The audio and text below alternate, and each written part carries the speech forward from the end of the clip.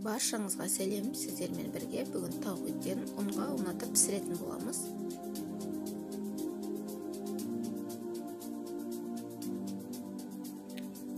Бізге керекті тауықтың төсектері. Етімізді видеодағыдай майдалап турап аламыз.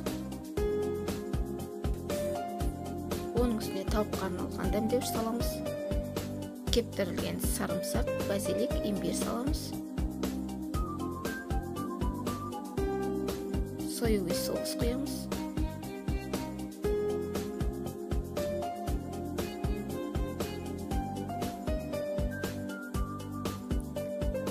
Оны жақсылап араластырып аламыз. 1 шай қасық лимон шырын құямыз.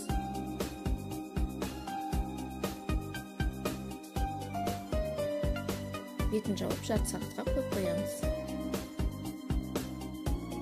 Енді картоптарымызды видеодағыдай турап аламыз.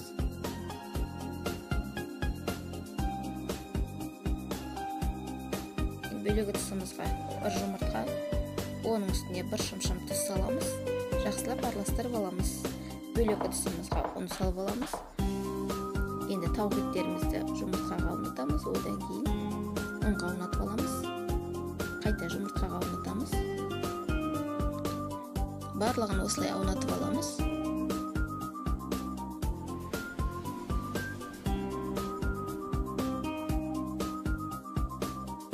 Қызып тұрған табамызда 2 бетін аунатып қуырып аламыз.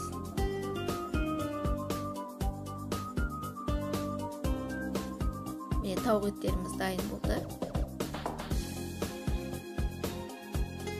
Енді осы майымызға, картоғымызда ұнға, жұмыртқаға аунатып қуырып аламыз.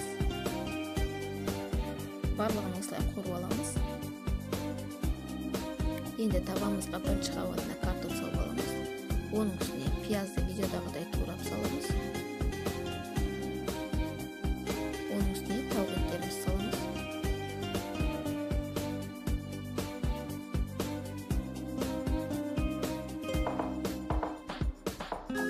Еттің барлығын осылай салып аламыз. 180 градуста 15 минут пісіріп аламыз.